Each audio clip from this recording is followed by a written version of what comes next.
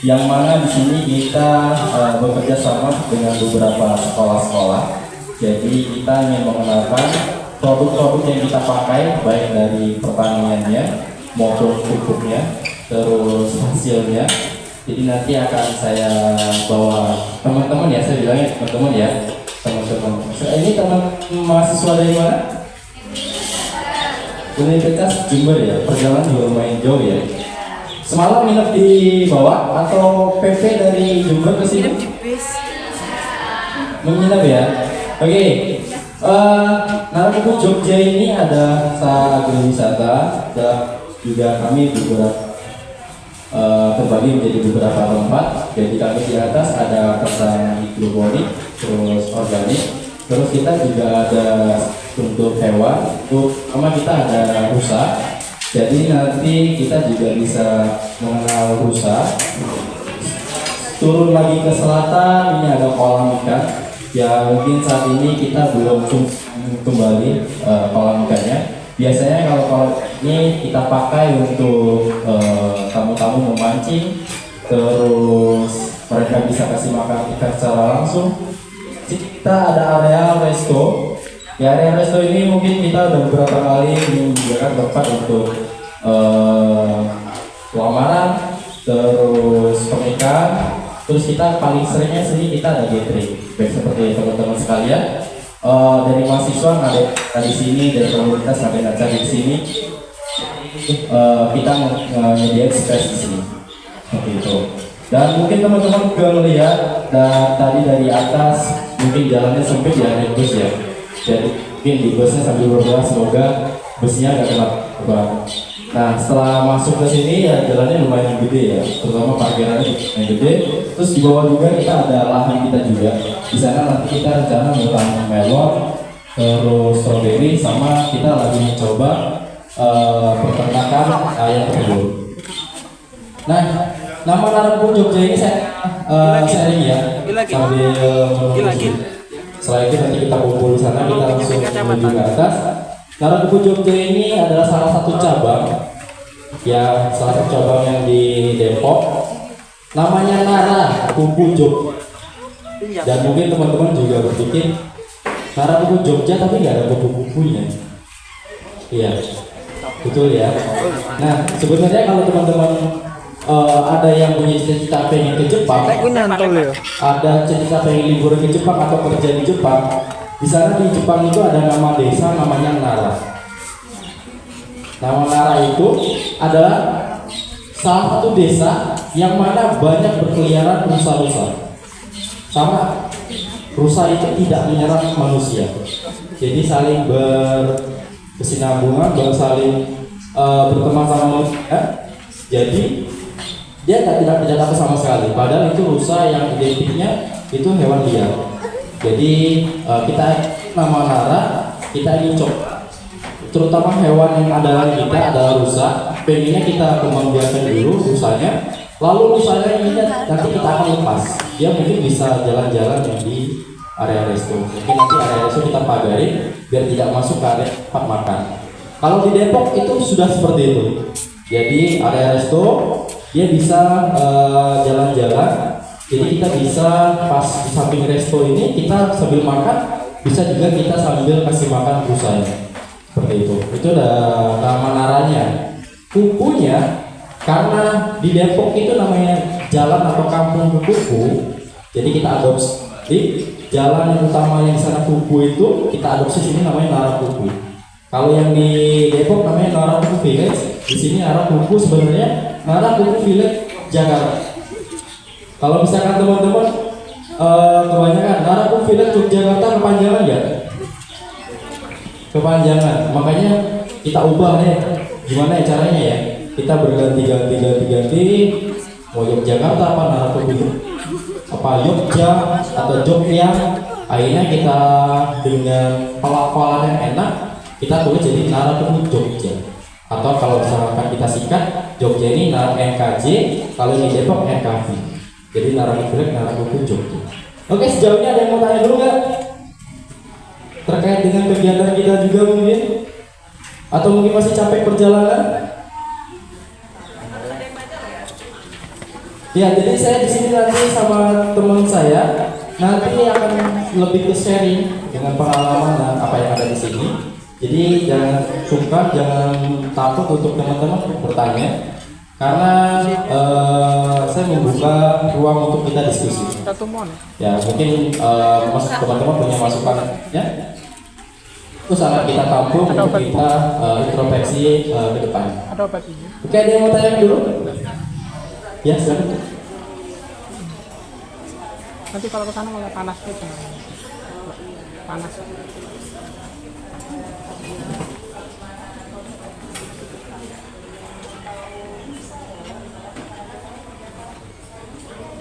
Oke, di sini tadi saya konsepnya agrowisata. Jadi di sini itu kita tempat belajar. Jadi baik dari anak-anak sekolah, prapensiun, mahasiswa, dan masyarakat sekitar. Jadi kita bersama, seperti kita awal-awal kita mengadakan kegiatan pengenalan pupuk. Jadi banyak sekali di sini sekitaran sini pupuk-pupuk yang belum termanfaatkan. Kalau misalkan sapi itu udah deh, jadi kotoran aja.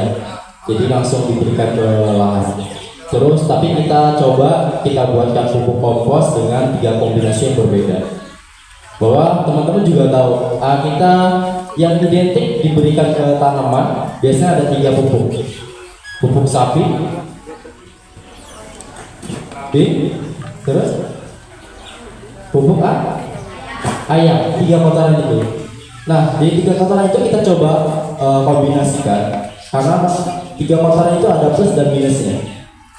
Plus dan minusnya itu yang kita pakai di sini untuk saling melengkapi, saling menutupin lah kelemahan masing-masing.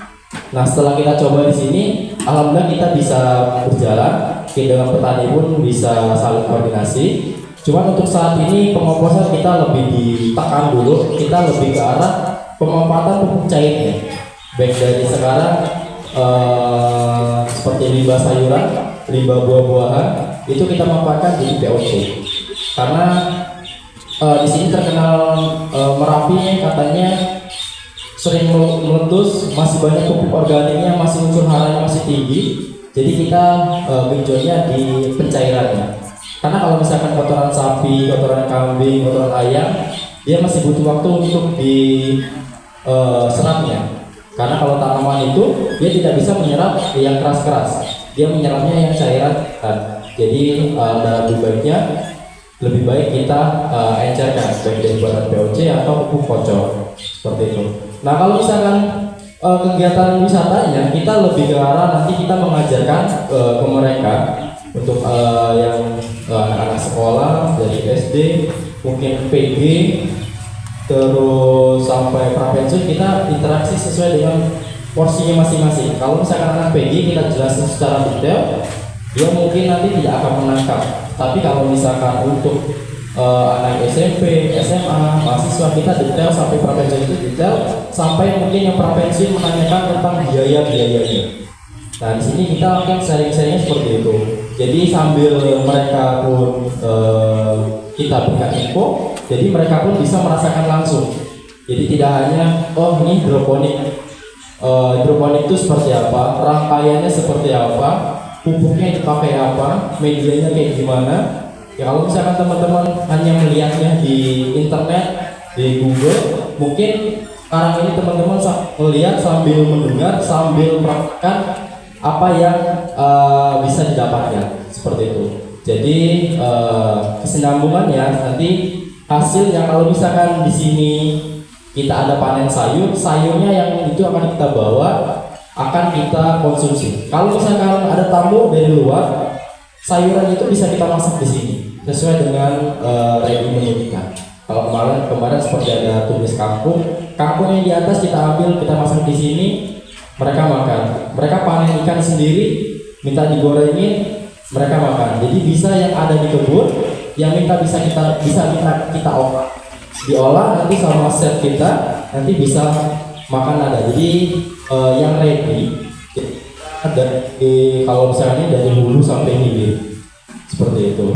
Jadi kalau misalkan saya saran kita bisa kita jual juga ke resto, terus ke toko online kita ada di Tokopedia namanya Sayur Tegal Jogja. Terus kita juga kerjasama dengan beberapa kios-kios sayur untuk suplai sayur-sayuran tertentu seperti itu. Mungkin itu ada yang mau lagi? Ya itu.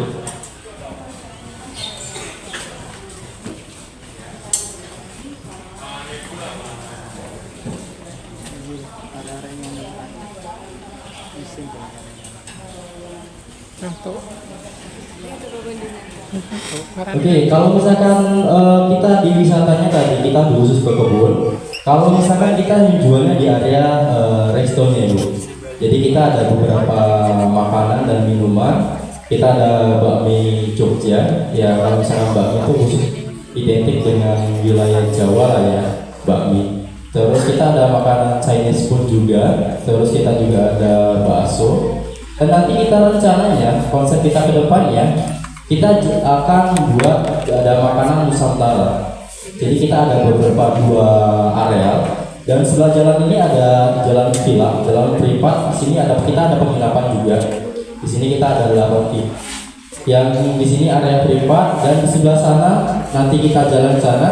Di sana nanti ada kios-kios, ada saung-saung yang nanti kita ke depannya akan area sana area tenan. Area tenan itu nanti kita mau mencoba makanan Nusantara ini ada lengkap di Narangkubu Jogja untuk kedepannya. Jadi di bisnisnya ini kebun yang punya resto.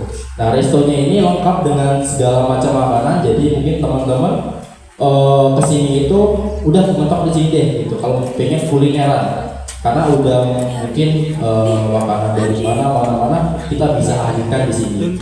Itu untuk konsep kedepannya. Kalau untuk sekarang kita masih ada Chinese food, terus bakmi, mungkin bakso dan minuman kita ada kopi jadi doang seperti itu. Kalau aku bisa, jadi kita masih jual tempat sama jual edukasi seperti itu.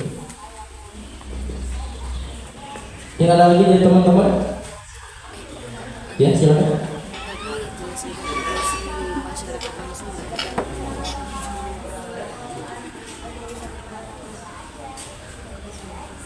Jadi keterlibatan masyarakat ya salah satunya kita rekrut beberapa karyawan yang asli orang sini yang ikut jadi taraf umum juga lah ya. Jadi mungkin dari desanya, dari tempatnya ada kegiatan apa kita ikut serta. Jadi untuk keterlibatannya yang penting seperti kemarin ada kegiatan sosialisasi tentang bumbu-bumbuan. Kita sosialisasi bahwa kalau misalkan lahan kita udah terbatas, kita mengajak melibatkan dengan masyarakat sekitar. Kita ingin punya tempat di mana kalau misalkan jalan-jalan di area sekitaran Kaliurang ini masuk ke kampung sini, desa ini banyak rumah-rumah itu yang menanam tanaman bumbu-bumbuan atau misalkan itu tanaman herbal atau toga gitu. Jadi bisa tanaman kalau misalkan lahan terbatas kita bisa melibatkan mereka, kita bisa minta kontribusi sama masyarakat sekitar untuk kita ngasih bantuan baik itu polybag, baik pupuk. Nah mereka yang nanti mungkin biarkan berapa polybag ditanam depan rumahnya. Jadi sepanjang kalau misalkan kita ada tamu seperti kemarin, kita di sini sering mengadakan acara jalan sehat dari komunitas, grup di jalan sehat. Mereka mengikuti sekitaran Nara. Nah mungkin mereka saat mengikuti sekitaran Nara itu bisa mereka sambil melihat-lihat bahwa Nara juga bisa membantu berkembang. Jadi kalau misalkan Nara berkembang, kami inginnya sekitar Nara juga berkembang. Seperti itu. Banyak kita keterlibatannya seperti itu, terutama kita di pertaniannya kalau misalkan ke masyarakat. seperti itu. Jadi kalau misalkan kita keluar, kita pun bisa berjualan sayur.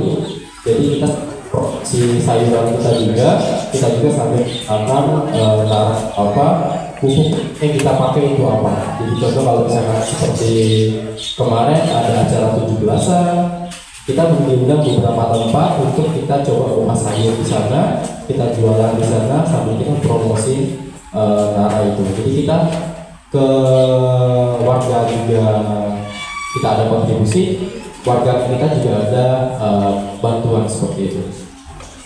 Ada lagi? Cukup? Cukup?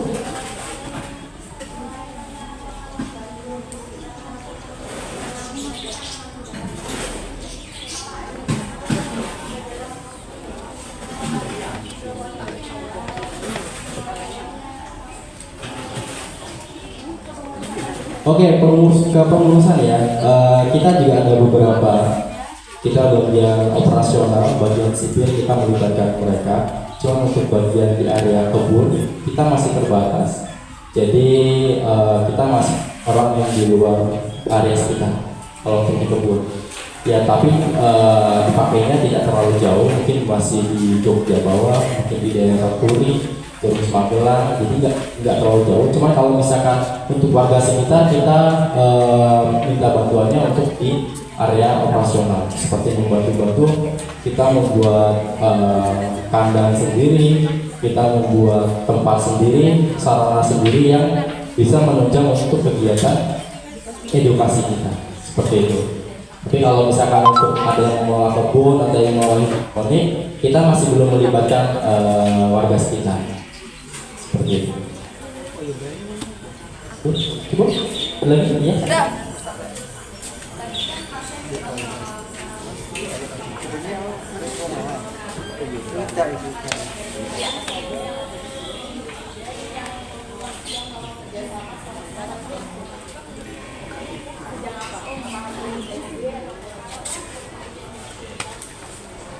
Oke, di sini ada program edukasi ya. Sebenarnya bukan program edukasi, jadi kita mengajak bersama-sama sekolah-sekolah bahwa sekarang ini sekolah-sekolah banyak yang mengadakan outing class, ya. Yang outing kelasnya mungkin dia butuh suasana yang baru. Jadi kalau misalnya bulan sekali untuk sekolah datang itu mungkin tidak mungkin. Jadi kita mungkin bekerja samanya dalam jangka panjang. Mungkin tahun depan akan lagi atau 6 bulan kali akan datang lagi. Nah, yang identik yang paling banyak kita biasanya di SD, TK, PAUD, ya banyaknya seperti itu. Karena mereka butuh tempat yang mungkin bisa membawa anak-anak merasakan sensasi langsung di apalagi yang anak-anak perkotaan yang di bawah. Jadi biar mereka bisa menanam, panen, hidroponik seperti itu. Kalau misalkan untuk yang kerjasama sama sekolah-sekolah, bukan kerjasama sih, jadi kita ikatan, bukan ikatan juga ya. Jadi mereka akan mungkin dalam jangka waktu tertentu akan kesini lagi dengan mengajak siswa-siswi yang barunya. Nah, kalau misalkan untuk di sini pun, kalau misalkan lagi musimnya PKL, kita udah bekerja sama beberapa sekolah perguruan tinggi, terus FK. Kita udah beberapa kali mengadakan kerjasama dari Universitas, ada Politeknik Pembangunan Pertanian Jogja Magelang, terus SMK Cangkringan juga ada, jadi dari Universitas Jana Badra juga ada. Jadi sekolah-sekolah yang kalau misalkan pengen ada acara PKL, mereka menitipkan banyak muridnya ke sini untuk melakukan kegiatan PKL seperti itu. Mungkin itu. Mungkin ada yang kurang dari pertanyaan saya? Yang dibangun bentar ya, di situ. Program edukasinya kita lebih dominan ke hidroponik dan pupuk organik kita.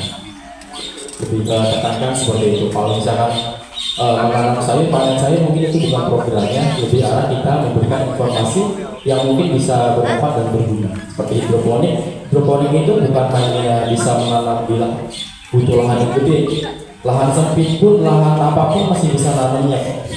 Kita tidak ada, cuma ada di doang masih bisa nanamnya. Ya, mungkin teman-teman bisa lihat dulu di scroll-scroll. Nanam hidroponik itu hanya butuh lahan yang luas, butuh lahan yang gede, enggak.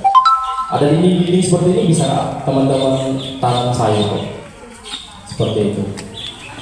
Lebih utamanya kita program edukasinya lebih ke pupuk sama hidroponik. Cukup? Yang di belakang tadi silakan.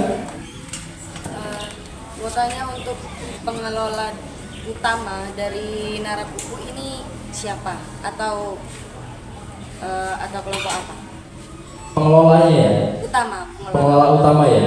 Jadi di sini untuk pengelola di lebih ke struktur, ya, saya jelaskan mungkin ya. Di sini kita ada 3 divisi ya, baik divisi kebun, divisi resto, sama divisi internal. Internal itu dari kantor, dari marketing, operasional itu dari internal. Terus untuk di kantor divisi kebun, saya itu pengelolanya, baik di outdoornya, baik di kebunnya, hidroponik, pupuknya, saya salah satu pengelolanya. Dan ini asisten saya, wakil saya untuk mengelola kebunnya. Kalau misalkan ini tuh sebenarnya kita sih apa ya?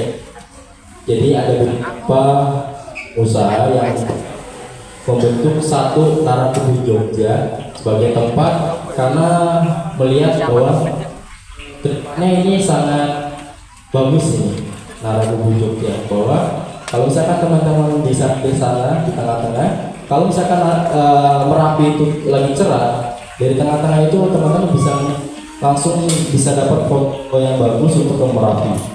Jadi dan juga bahwa yang konsep awal yang buat di sini ini bisa satu tarikan. Kalau misalkan dulu itu ada yang bilang Malioboro, Borobudur itu bisa satu tarikan, tapi di sini keraton. Nah ini saya juga lupa satu tarikan kemana sampai Merapi, puncak Merapi. Jadi ada satu tarikan sampai yang ke bawah itu. Jadi seperti apa ya? Kalau misalkan Borobudur, keraton, Malioboro itu seperti satu jalur. Kalau misalkan teman-teman bisa lihat di map, ini bisa dikonfirmasi lagi. Kalau misalkan album bisa dilihat, jadi ada satu garis lurus gitu Merapi dan sini pun satu garis lurus seperti itu. Dan pengelolanya ya lagi salah satu pengelolanya dan salah satu edukator nanti ada saya sama Mas Fajar seperti itu. Ada lagi? Jadi ini Ya. ini bukan milik perorangan gitu. Maksudnya sini bukan perorangan, tapi di sini gabungan dari beberapa orang. Jadi dari beberapa pengusaha-pengusaha yang mungkin seperti teman-teman nanti kalau misalkan dari lulusan universitas ini tiba-tiba lulus wisuda, nah tergerak dari konsep yang sama, ide yang sama, visi misi yang sama buat suatu usaha sama dari seperti itu. Jadi sama-sama dari alumni punya satu visi misi, pengen buat usaha, kumpulkan modal buat. Jadi sini sama, ini dari beberapa orang, satu alumni, jadi buatkan satu usaha, kita coba biar siapa tahu di sini akan ada potensi untuk bisa gede lagi seperti itu. Ada lagi? Yang belakang, yang sini dulu ya, sebelah dulu, silakan.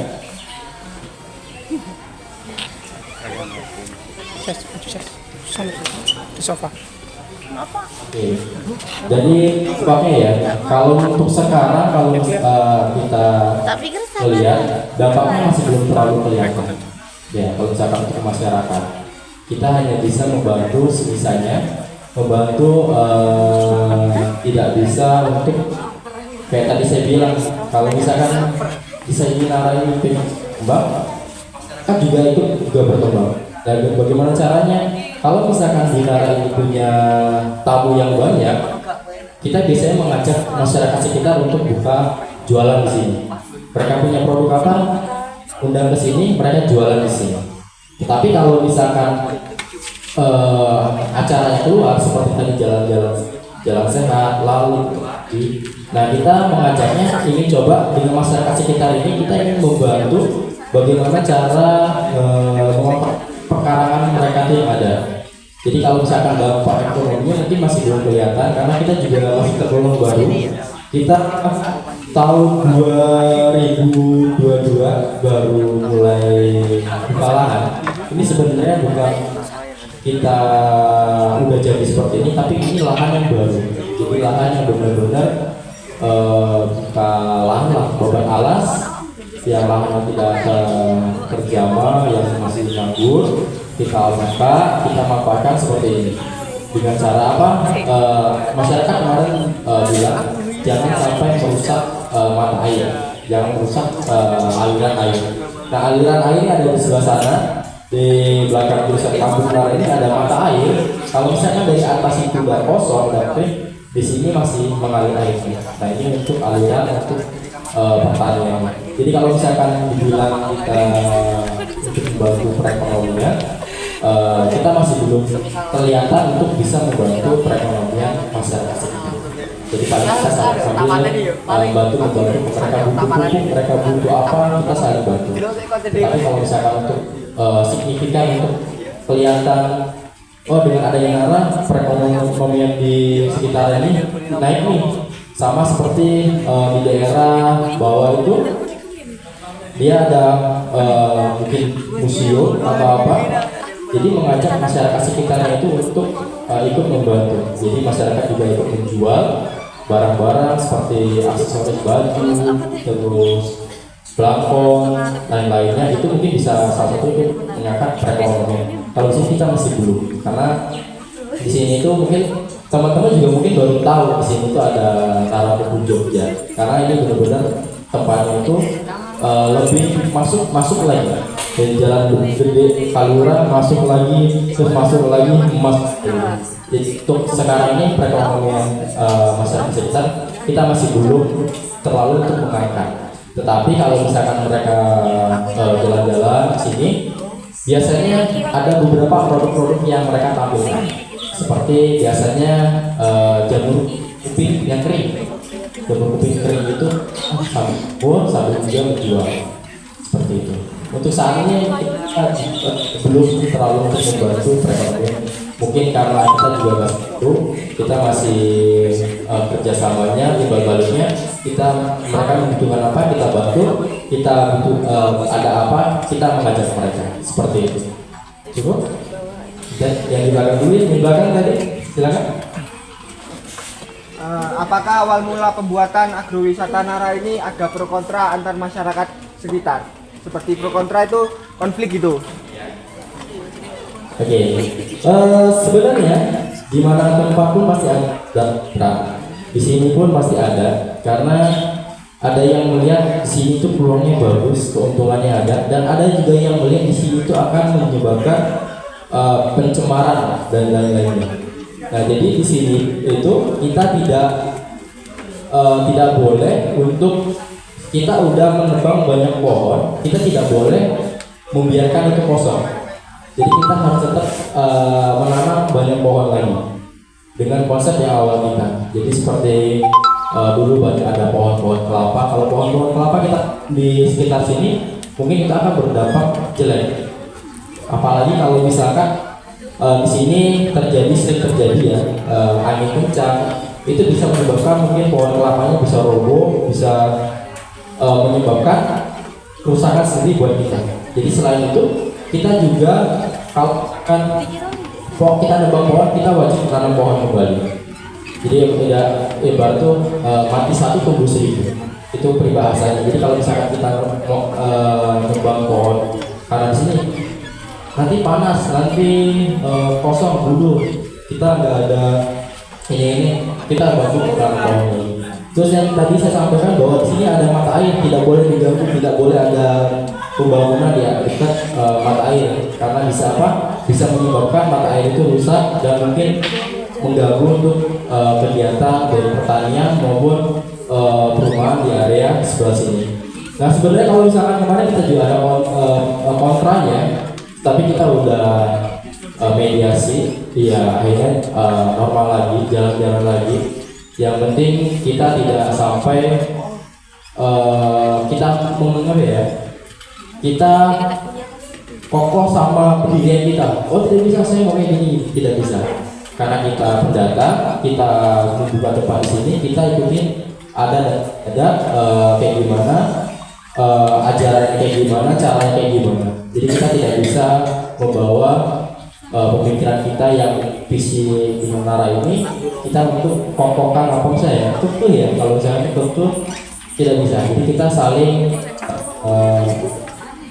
mediasi lah, diskusi mau gimana caranya. Kita sebelum buka ini pun kita sering mendatangkan, mengundang beberapa warga, terutama petinggi-petingginya, mungkin kepala desanya, Pak Lurahnya, terus Babinsanya, Babin Kaptipmasnya. Kita koordinasi, diskusi bagaimana kamu mau coba ini boleh apa tidak, pro dan kontra kayak gimana. Jadi mereka juga memberikan saran. Dan mungkin untuk awal-awal kita tidak terlalu gede banget pro dan kontranya, karena kita konsepnya tidak terlalu lingkungan. Karena konsep kita agrowisata, kita ingin membuat tempat ini menjadi tempat wisata pertanian seperti itu. Jadi pro kontranya kita tidak terlalu sampai pertumpahan darah seperti itu. Oke, mungkin yang yuk dari silakan. Oke, jadi diwakilkan. Oke, silakan.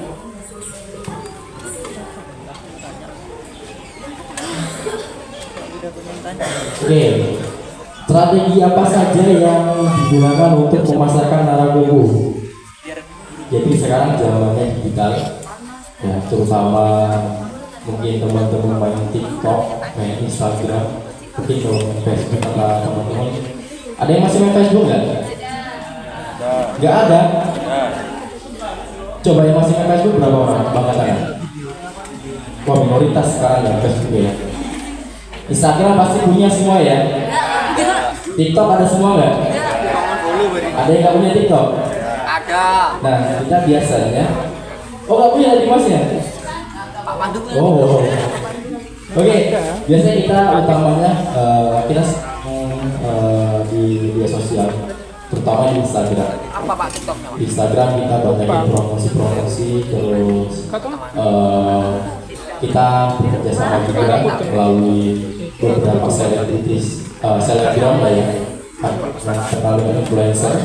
Jadi mungkin kita bekerja sama dan kita juga salah satu mengangkat membantu influencer tersebut.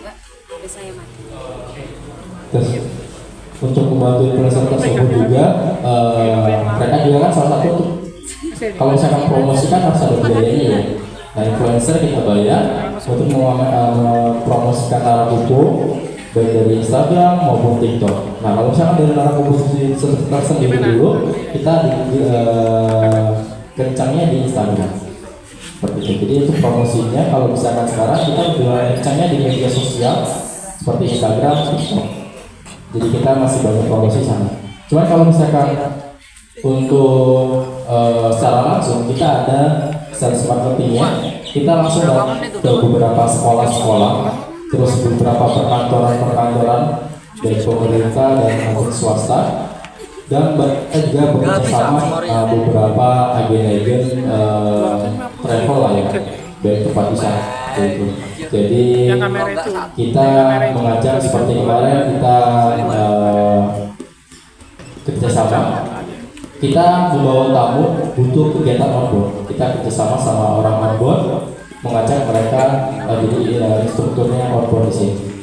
Dan mereka ada tamu dari onboard, tamu yang dibawa ke sini, ada yang makan di sini. Seperti itu. Promosinya masih bicara kita di online, baik itu Instagram, baik itu TikTok, baik itu lewat influencer, lalu sales marketing. Enak lagi? Cukup tadi? Cukup ya. Cukup? Cukup. Oke, karena mungkin makin siang nanti teman-teman makin panas. Ada yang mau kamar mandi dulu? Ya. Cukup? Kamar mandi. Iya. Kamar mandi. Pak Pandu kamar mandi. Kamar mandi. Ya, silakan yang di sini ya. Yang di sana yang cowok. Silakan. Mendung Pak, mendung. Plusnya dia aliran airnya selalu bocor, tidak ada air yang tertampung sih. Tapi kalau sistem DFD plusnya dia kalau misalkan seperti pompa rusak atau pompanya mati atau mati listrik, dia masih ada cadangan air. Karena kalau misalkan hidroponik ini dia tidak ada air, dia langsung kering. Dia bisa langsung layu, bisa mungkin kalau misalkan tidak segera kita lakukan pencegahan, bisa langsung mati. Makanya kalau misalkan yang gede-gede seperti itu, hidroponik mereka itu mereka harus siap sedia langsung mesin diesel atau genset yang bisa untuk membantu mereka untuk airnya berputar kembali. Nah kalau misalkan kita sistem DFG, mau mati listrik 12 jam pun masih sehat. Karena apa? Masih ada air yang tersimpan di sini. Nah, saya jelaskan juga, ini sebenarnya itu untuk kita media edukasi.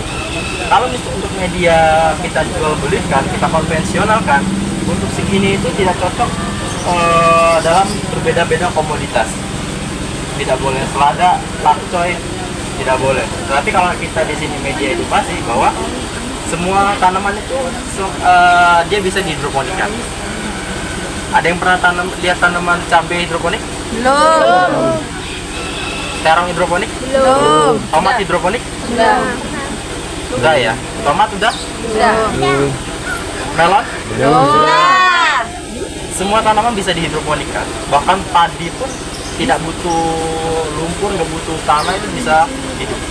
Karena apa? Yang penting dia utama itu tadi saya bilang, dia tidak menyerap tanaman itu tidak menyerap yang keras-keras, tapi dia menyerap air. Jadi kalau misalkan ada air yang diberikan nutrisi, diberikan unsur hara, dia masih bisa hidup. Yang penting kalau misalkan untuk yang tanaman buah-buahan itu tidak bisa untuk tanaman seperti ini.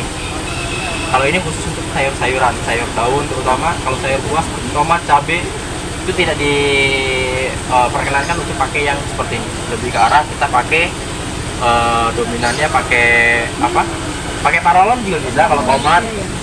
Cuman jaraknya yang berbeda, panjangnya itu yang berbeda. Tapi kalau misalkan yang saya sering lihat itu dia identiknya pakai baskom kecil atau tempat wadah es krim yang gede itu, seperti itu. Nah, teman-teman udah pernah ngelihat secara langsung untuk hidroponik? Sudah. Udah.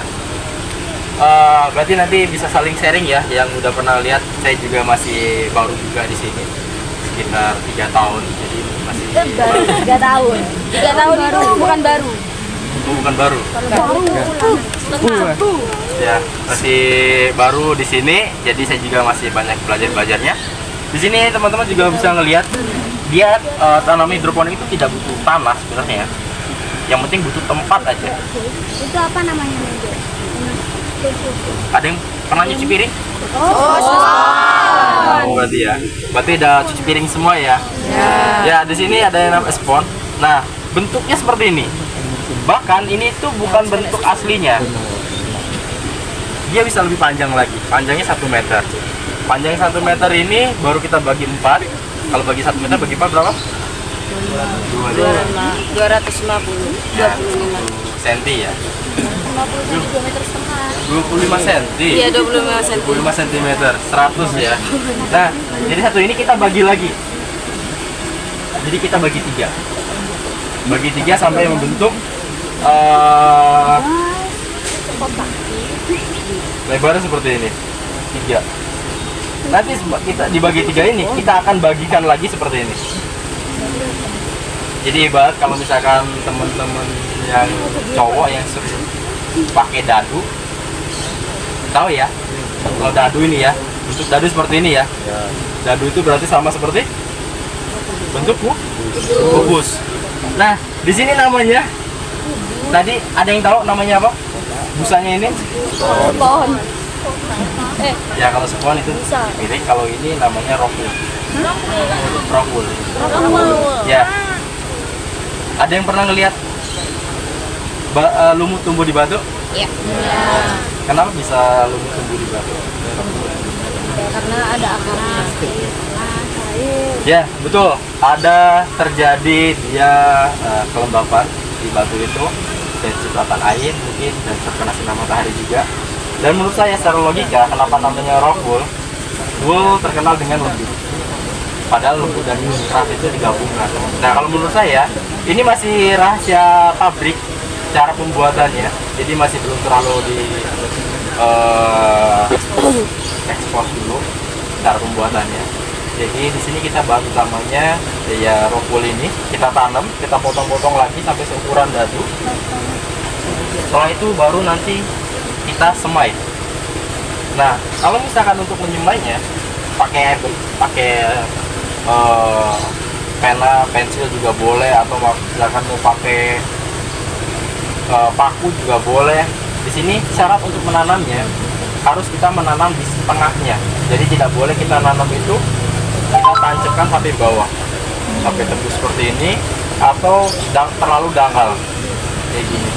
Karena apa? Kalau misalkan terjadi penyiraman, mungkin benihnya bisa pindah, bisa hilang. Atau mungkin yang kedua, kalau misalkan terlalu keluar, dia mungkin terjadi busuk, atau mungkin ada serangga-serangga yang bisa menyebabkan bijinya itu hilang dimakan sama serangga-serangga. Jadi kita yang sedang-sedang aja di tengah-tengah sini, tidak dalam, tidak dangkal, kayak gitu. Jadi ada yang tahu bibit apa?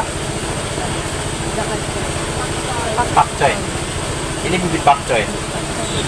Pakcoy kalau misalkan di sini ada namanya sawi sendok, karena bentuknya seperti sendok. Lebih dominan dia dibuatkan untuk tumis-tumisan ya, tumis-tumisan.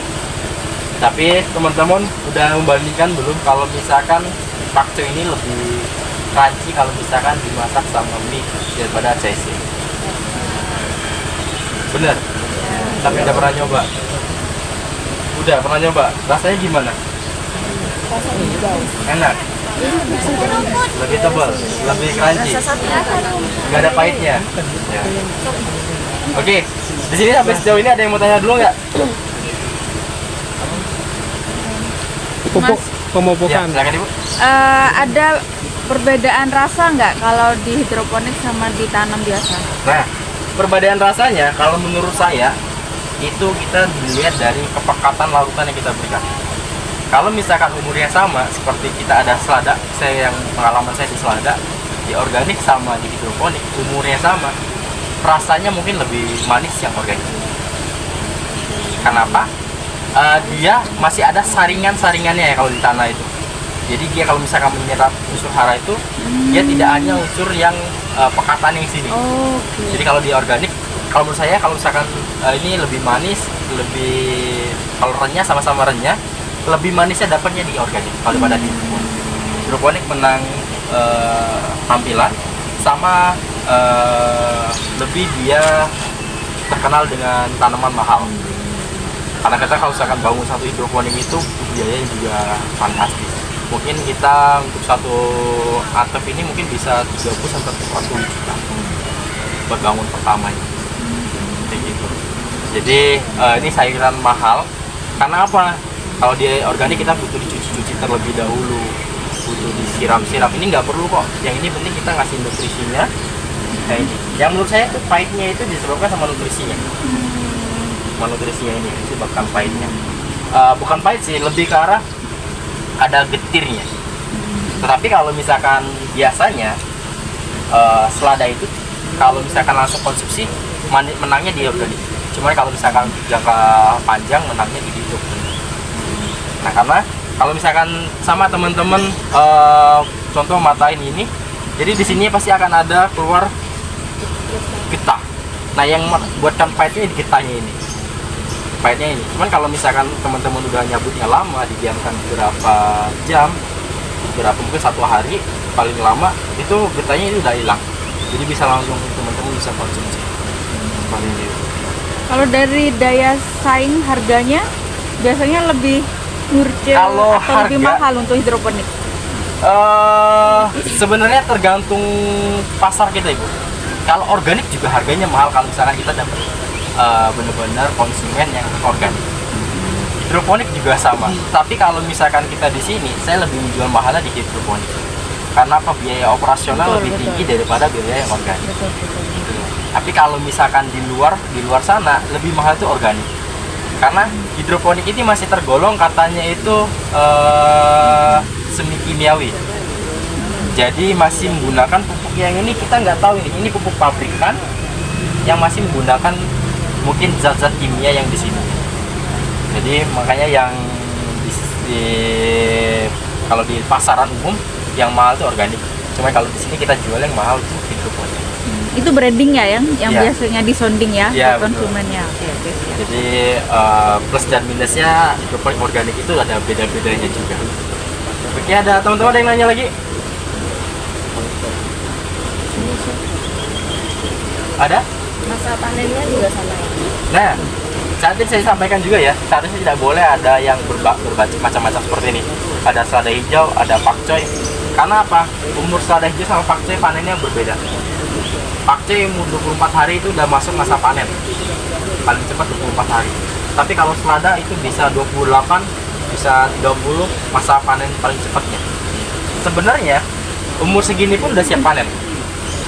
Menurut orang-orang yang suka ukuran segitu. Panen itu bisa tergantung dengan kebutuhan market kita masing-masing. Ada yang kebutuhan setinggi itu kita jual ke pasar.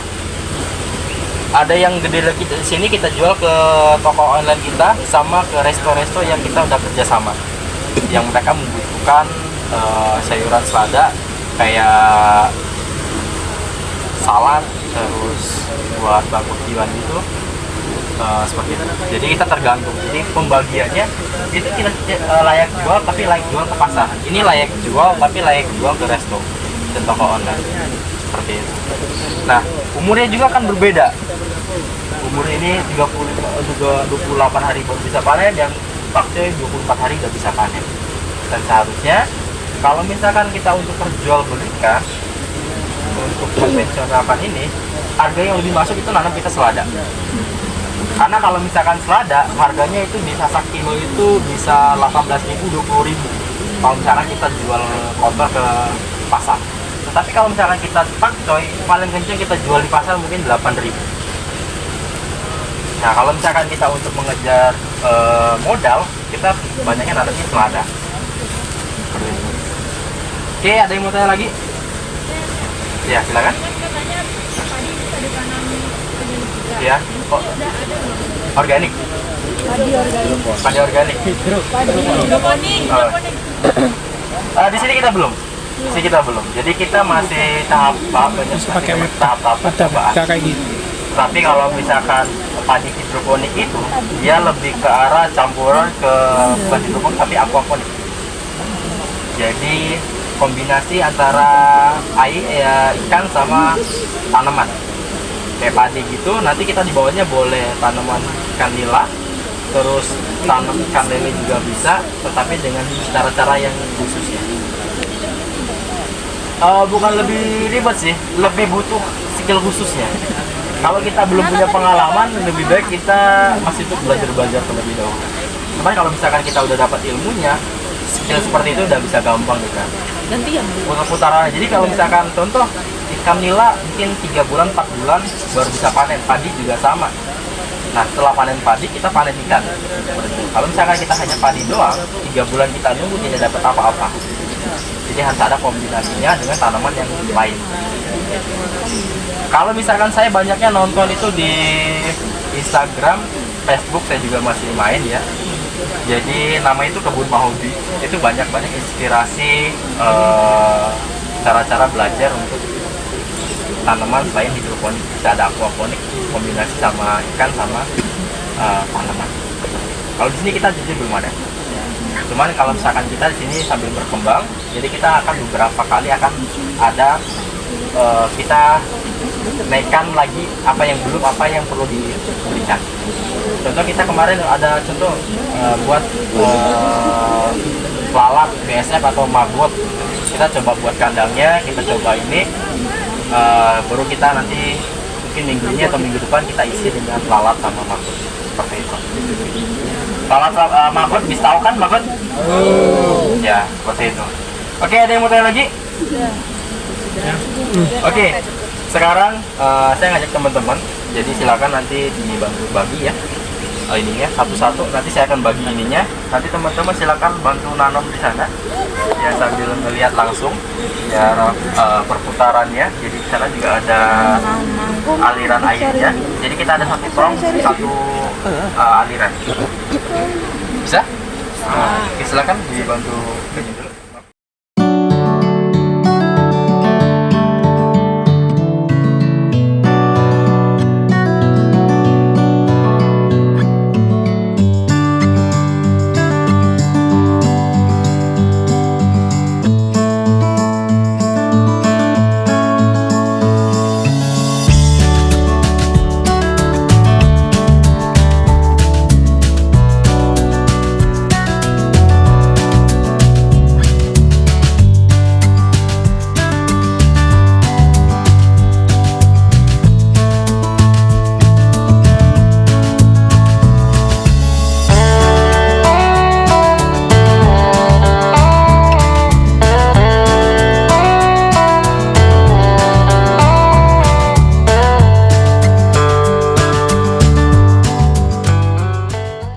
Hasil yang sebenarnya.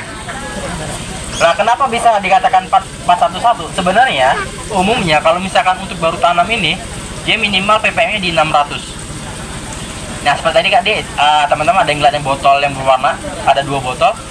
Itu kita memberikannya di sana, di tandonnya. Nah, minimal setiap minggu kita akan memberikan 1 botol A dan 1 botol B. Memberikan 1 botol A dan 1 botol B. Kita masukkan ke sana, baru nanti kita tunggu sampai minimal 15 menit. Kenapa 15 menit? Karena itu bukan air yang semuanya mengalir, tetapi ada air yang masih tertahan di sini. Saya bilang tadi, ini sistem DFT. Jadi butuh airnya itu bercampur, benar-benar bercampur, bahwa kita baru mengetahui nutrisi yang sebenarnya. Kayak gitu. Nah, ini yang juga mempengaruhi ppm-nya, nutrisinya, itu bisa dari lumut. Lumutnya juga, lumut makhluk hidup atau makhluk mati? Makhluk hidup. Dia butuh makan dan butuh minum. Yaitu dari air yang ada di sini, ada dari nutrisi yang kita berikan ini. Seperti itu. Salah satu hamanya. Makanya kalau misalkan setiap bulan ini wajibnya kita bersihkan. Bersihkan di luar dalam. Cuman karena ini sudah terlalu lama, jadi dia akan udah mengarak. Dan tidak boleh mencucinya ini tidak boleh pakai sikat yang tajam seperti grenjing, itu tidak terlalu diperbolehkan. Karena apa? Dia bisa merusak lapisan di luar ini. Luar ini, jadi maksudnya di dalamnya ya, karena di dalamnya nggak kelihatan. Jadi dia akan kasar. Nah, yang bagian kasar itu akan ditumbuh lumut. Seperti itu. Kalau misalkan seperti ini kita nggak ada tumbuh lumut, susah. Jadi kita bersihnya gampang. Cuma kalau misalkan udah kasar seperti ini, kita bersihnya juga susah. Oke, ada yang mau tanyakan lagi? Jadi gimana bersihnya? Bersihnya kita buka ujungnya. Ujung-ujungnya kita buka, kita sogrok sama pakai spon, cuman yang ukurannya lebih kasar. Tapi tidak kasar seperti grenjing. Saya sabutnya spon yang dibalik yang hijau-hijau itu. Ya, betul, yang hijaunya itu. Kalau misalkan spon cuci itu yang hijaunya itu. Cuman kalau misalkan yang mau lebih kasar lagi, ada kita pakai filter saringan ikan. Ya, ada yang filter yang seperti spon itu, yang seperti itu kita pakainya. Ada yang putih, ada yang hitam. Oke, ada lagi mau tanya? Kalau selain lumut ini biasanya sama di hidroponik ini cacing merah. Cacing Cacingnya kan? itu bukan cacing ya, itu karena kelemahan di DFT ini airnya tidak mengalir, jadi itu adalah jentik-jentik nyamuk. Ya, itu ada jentik-jentik nyamuk. Yang makanya kalau misalkan teman-teman kalau misalkan malam-malam di nongkrong di hidroponik, itu mungkin tidak dianjurkan kalau tidak pakai lotion, karena mungkin bisa gatal-gatal sama bentol-bentol seperti itu. Kalau hama-hama normal sama pada umumnya, untuk tanaman yang di tanah juga sama, baik ada belalang, ulat, kutu, seperti itu. Oke, ada yang mau tanya lagi? Cukup? Oke, kita ke tempat selanjutnya ya. Kita keluar dulu sebelah sana.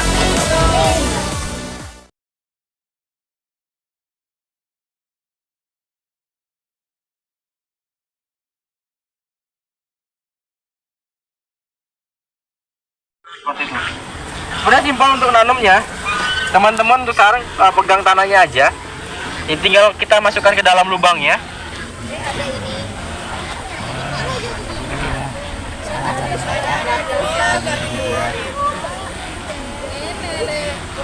Ya silakan tanam dulu. Bisa hidup lagi. Bisa hidup lagi. Dia tapi butuh waktu adaptasinya lebih tinggi. Saya nggak ada tanahnya. Ya, tidak apa-apa, untuk sampel dulu. Untuk nanti ke depannya kita akan ganti.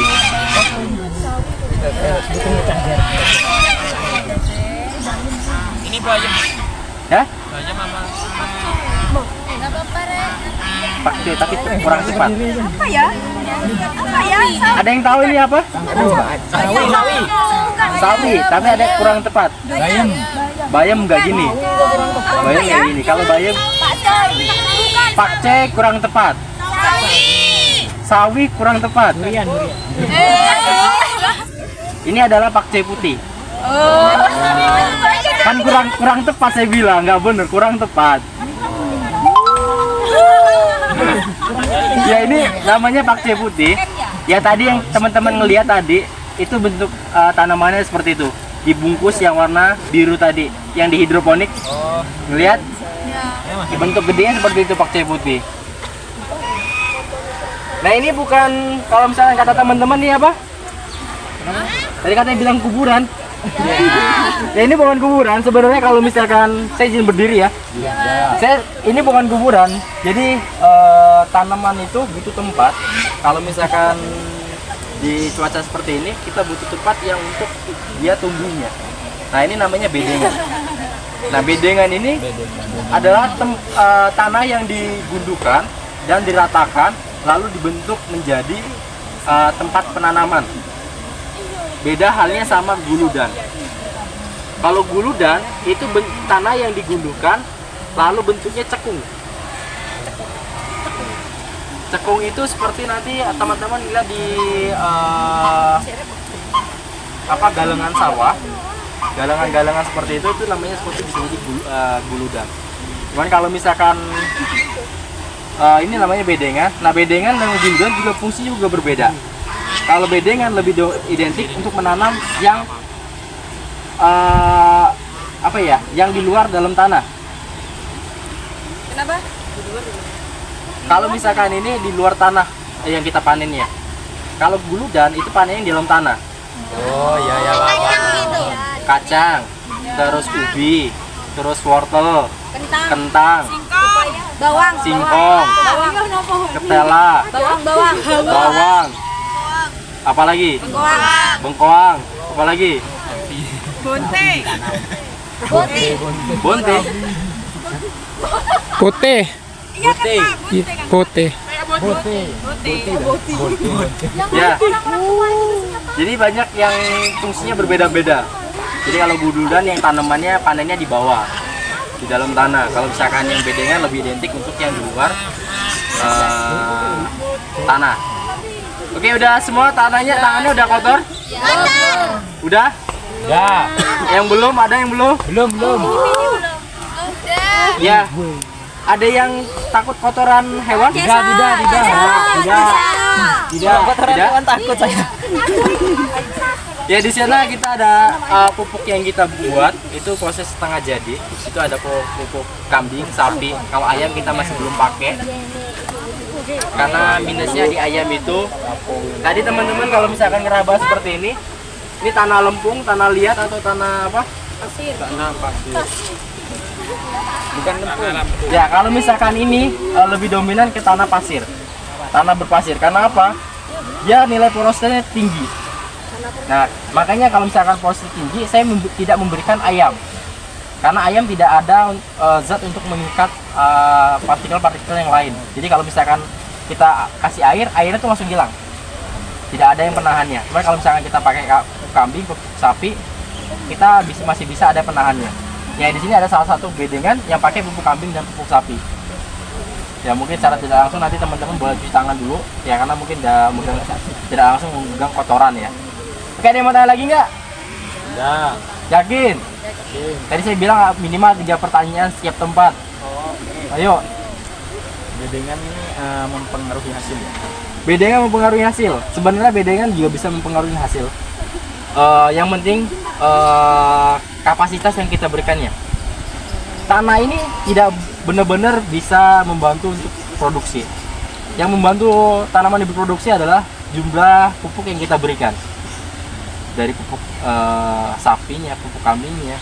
Yang contoh, normalnya kita berikan 3 karung. Ya kita bisa kasih 5 karung, bisa kasih 10 karung untuk pupuk kambing, pupuk sapi. Tapi ingat, pupuk kambing, pupuk sapi itu identik tidak bisa cepat habis.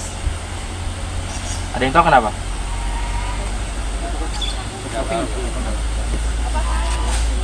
Karena kalau misalkan sayur untuk pupuk sayuran itu dominan dengan pupuk ayam, karena ayam itu cepat larut dan cepat diserap sama tanaman. Kalau kambing sama sapi itu dominan dikasih ke lahan-lahan yang minimal 3 bulan panen, seperti padi, seperti tanaman buah-buahan, seperti pisang-pisangan, jagung.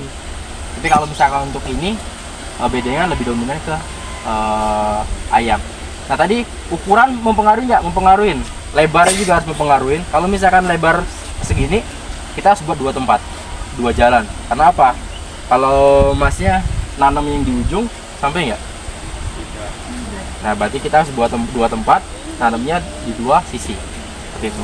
Untuk tingginya kita bisa menyesuaikan kok. Kalau misalkan tanah kita lagi subur, lagi banyak, kita buat sampai 40 cm pun juga boleh. Ini berapa cm ya? Ini mungkin masih 20-25 cm tingginya. Tetapi perlu teman-teman ketahuin bahwa ini tuh dulunya dalamnya setingginya segini awalnya.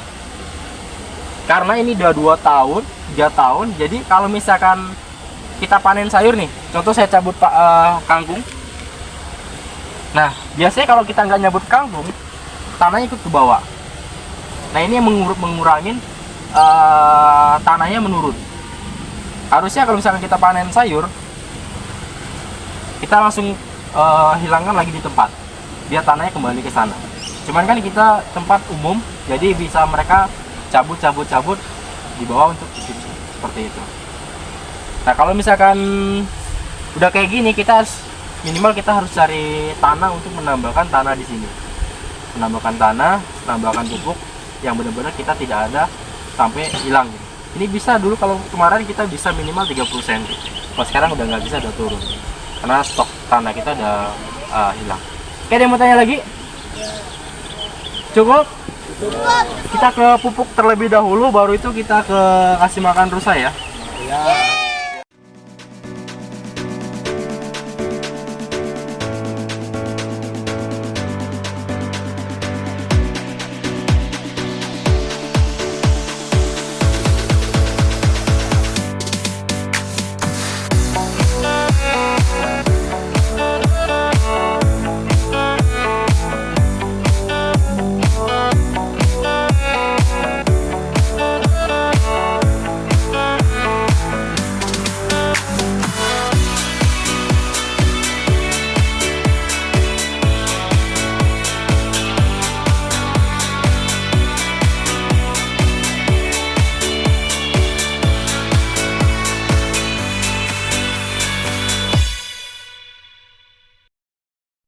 Ada beberapa yang kelihatan ya, ada yang udah kelihatan. Teman-teman jurusan apa? Pariwisata. Saya mau membahas tentang pertanian. Gak apa-apa, kita juga butuh ilmunya kok. Iya, kita Caranya Mas Doni itu yang menjelaskan ke ilmunya. Oke, ya. Ya, jadi teman-teman, di sini kita ada beberapa jenis pupuk ya. Di sini kita ada POC, ya mau duduk juga boleh, duduk boleh, jongkok juga boleh. Duduk. Boleh. berdiri. Ya, di sini ada POC, ada juga ekoenzim, ada juga pestisida cair. Nah di sini saya mau kasih tahu sebenarnya nggak susah kalau misalkan kita membuat pupuk. Bahan-bahan kita tuh tahu, sekitar kita tuh banyak. Contoh saya mau buat semprotan pestisida. Semprotan pestisida juga banyak bahan-bahan. Teman-teman suka masak kalau misalkan pakai bawang putih sering? Bawang putih juga bisa untuk sebagai pestisida. Iya. Semprot ke hewan, hama-hama gitu, serangga. Ada yang suka makan sambal, cabai? Ya suka. Ada yang pernah coba cabai itu semprotkan ke teman? Oh enggak, ke maling. hewan? Maling ya? Serangga? Begal Pak, buat Serangga? jaga-jaga. Cabai rawit, mau cabai yang paling pedas itu masih bisa dipakai. Iya kayak maling. Terus ada lagi, ada yang tahu broto wali? Ada yang pernah nyoba? Broto wali. Ada yang tahu tanamannya? Ada yang belum pernah lihat broto wali? Iya. Warna putih itu ya? Broto wali sampai kamu. Oh ini. Ya. Itu broto wali. Broto wali itu seperti kalau misalkan itu seperti cambuk ya. Cambuk. Dia banyak bentol-bentolnya. Dan kalau misalkan kita tester di ujung lidah, manis kok. Coba.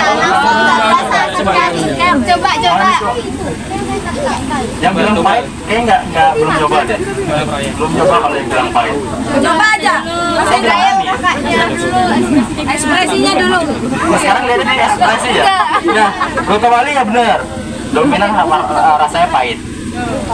Rasanya pahit dominannya. Soalnya kalau Dominannya pahit. Tapi kalau misalkan untuk tanaman, dia nanti manis kok. Bisa manis. di Manis tanamannya. di awal. Ya, ada juga yang mungkin teman-teman cowok-cowok nih yang sering menggunakannya. Biasanya sering dihisap. Bako. Tahu ya, bako ya? Ya ini semakin bagus tembakau semakin bagus juga hasilnya. Kalau misalkan bakonya harganya 100 ribuan ya maksudnya Bawa tembakau dari Jember. terlalu mahal kalau menurut saya. Saya mengumpulkannya ya dari sisa puntung-puntung rokok teman-teman sekalian. Nah saya di sini kalau pengen ya tembakau murni pun juga boleh. Tembakau murni juga boleh, tembakau yang apapun juga boleh. Yang penting saya butuhnya tembakau. Karena saya butuhnya itu cairan yang di tembakaunya ini. Nah, Meskipun sudah dibakar. meskipun sudah dibakar. Karena apa? Walaupun kita udah seperti ini, nanti kita rendam nanti warnanya akan coklat. Coklatnya bukan coklat apa ya? Jadi warnanya kemerah-merahan seperti ini. Ya, kayak teh. Cuman lebih pekat teh. Ya, kalau misalkan namanya black tea lah. Ya, teh hitam seperti itu. Nah, ini kita membuatnya itu juga simple. Nih.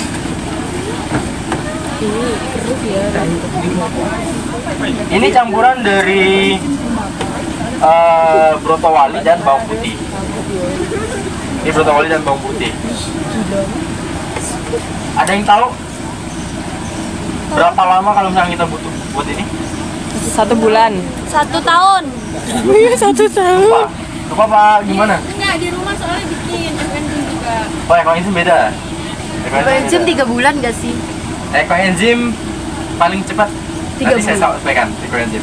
Kalau Pesnap ini 3 hari juga ada. 1 bulan, 1 tahun sama tadi bilang 1 tahun. Jadi 3 hari juga udah jadi pestisida ini. Nanti kalau lupa juga saya lihat Tetapi Iya. bisa kita gunakan Iya, Pak kembali. Pandu kan ada Jadi biasanya. setelah kita buat, Abuba wisata. kita saring, kita ambil airnya, kita masukkan airnya lagi, air yang baru. Enggak.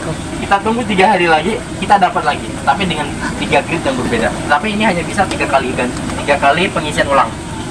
Tidak bisa 4 atau 5 karena efektivitasnya akan menurun. Sama kalau misalkan teman-teman kalau buat kopi, kalau kopi itu biasa 1, 2, 3 kali, rasa yang paling terakhir mungkin rasanya udah berbeda. Ya. Kopinya. Jadi sama seperti ini. Dan pemberiannya pun kita simpel kok. Kita paling gampang, kita hanya butuh 1 liter larutan untuk 10 liter air. Kalau misalkan kurang bagus, apa kurang efektif, ya tambahin jadi 2 liter per 10 liter. Karena toh bahan-bahannya masih alam, bahan-bahannya nggak terlalu mahal. Kalau masih kurang juga ya kita tambahin lagi. Atau kalau misalkan masih kurang, kita intensitas penyemprotannya diperbanyak. Yang biasanya seminggu sekali mungkin seminggu 2 kali atau seminggu 3 kali. Seperti itu. Nah, teman-teman nih ngelihat hanya 2, ada bawang putih sama broto wali. Tadi saya ngejelasin ada cabai, ada tembakau. Bisa nggak digabung? Bisa. Semua bahannya bisa digabung kok. Semua bahannya juga bisa dibuat satu per macam-macam. Bawang putih doang, brokoli doang bisa. Karena saya memperolehnya sedikit, jadi saya gabung semuanya. Saya buat, lalu saya isi ya minimal sampai segini. Ya 95% kapasitasnya. Jadi setelah ini saya tunggu sampai 3 hari. 3 hari baru saya saring lagi, saya ambil larutannya. Nah, ini namanya pesnap. Pesnap ini kita bisa pakai, kita botol-botolin, bisa kita jual. Boleh dengan harga mungkin 1 liter 15.000, 20.000 itu masih orang pada masih mau. Apalagi kalau misalkan teman-teman jago di bidang marketing online seperti di Tokopedia, terus Instagram, endorse promosi itu, ini mungkin teman-teman bisa salah satu juga bisa jual kayak gitu. Karena passion kita juga berbeda-beda. Nggak mungkin semuanya bisa jago jual pakaian. Ada yang mungkin jago yang jual sepatu, ada yang jago jual jam tangan, ada yang jago jual kacamata, seperti itu. Jadi banyak yang bisa kita promosiin sesuai dengan yang kita mau gitu. Nah, lalu tadi ini ada bacaan air cucian beras. Emang air cucian beras bisa dipakai untuk? Bisa. Contohnya apa? Apa biasanya ke bunga-bunga? Iya, disiram gitu. Ke bunga-bunga. Karena biasa air cucian beras ini mengandung P dan K, unsur P dan K, unsur yang mengandung bisa untuk memunculkan bunga dan untuk memunculkan buah. Jadi di sini ada air cucian beras ini ada kaya akan N dan P dan K. Makanya kalau misalkan banyak yang menyarankan bahwa bisa buat menyiram di buah-buahan, bisa dibuat nyemprot tanaman hias. Karena apa? Ini bisa membantu memunculkannya. Kenapa buah juga bisa? Kenapa nggak bunga aja? Buah munculnya dari bunga yang di lakukan penyerbukan, lalu terjadinya proses pembuahan. Jadi makanya terjadinya buah. Nah ini pakai air cucian beras. Bahan-bahannya simpel kan? Masih dalam sekitaran rumah kalian juga masih ada. Cabai ada di rumah nggak? Ada. Bawang ada di rumah nggak? Ada. Ya mungkin yang lebih susah broto wali sama tembakau lah ya. Ada banyak. Oh, ada banyak juga. Tembakau Jember. Ya, tembakau jadi Jember. Oh ya, tembakau banyak di Jember ya? Iya. Ya. Oh, penghasil tembakau. Iya. Perokok semua ini. Oh. Nah, di sini juga ada pupuk ya. Ya pupuk ini saya ada buat 2. Tadi ada teman-teman ada ekoenzim sama POC. Nah, POC namanya ini bisa kita buat dari sayur-sayuran. Nah tadi kata teman-teman, nanti kalau misalkan tanaman-tanamannya jelek, rusak, bisa dipakai nggak? Bisa kita pakai. Kita bisa tadi teman-teman melihat ada angsa. Kita bisa kasih ke angsa kok. Kita bisa kasih ke marmut, bisa kita kasih ke kelinci. Tapi kalau misalkan kita makan, gimana? Makan. Makanya kalau misalkan itu tidak saya pagar, pintu saya buka, itu tanaman sudah habis sama angsa. Jadi seperti itu. Jadi kalau misalkan pupuk ini kita ngambilnya dari sisa-sisa, baik potongan-potongan daun yang jelek ataupun satu pohon yang jelek, itu kita ambil, caranya kita potong-potong aja. Kita potong-potong langsung kita masukkan. Nah, ini pembuatannya minimal itu tadi ada yang tahu? Sama kita potong-potong, kita diamkan, kita isi sekitar 95% dari kapasitas. Lalu kita tunggu selama minimal 7 hari. Ya, POC itu minimal kita 7 hari. Nah, kalau misalkan teman-teman melihat, di sini ada 2 cara saya pakai. Ini yang di depan ini satu seperti ini. Jadi menggunakan botol. Karena apa? Teman-teman ada yang pernah buat pupuk? Belum. Kalau teman-teman buat pupuk, kalau misalkan hanya ditutup seperti ini, tidak dibuka setiap hari sama teman-teman, saat terbuka pasti meledak. Pasti meledak. Karena apa? Ada gasnya. dari proses pembusukan itu pasti ada gasnya. Sama teman-teman mohon maaf ya, teman-teman makan tidak hanya mengeluarkan kotoran yang keras, tetapi kotoran yang gas. Itu adalah proses pembusukannya. Copi. Seperti itu. Jadi sama sayuran yang kita busukkan itu mengeluarkan beberapa yang berat dan beberapa yang gas. Yang gas ini harus kita keluarkan. Nah kalau misalkan kita hanya pakai ini doang, tidak pakai Ais ini, paling banter. akan meledak.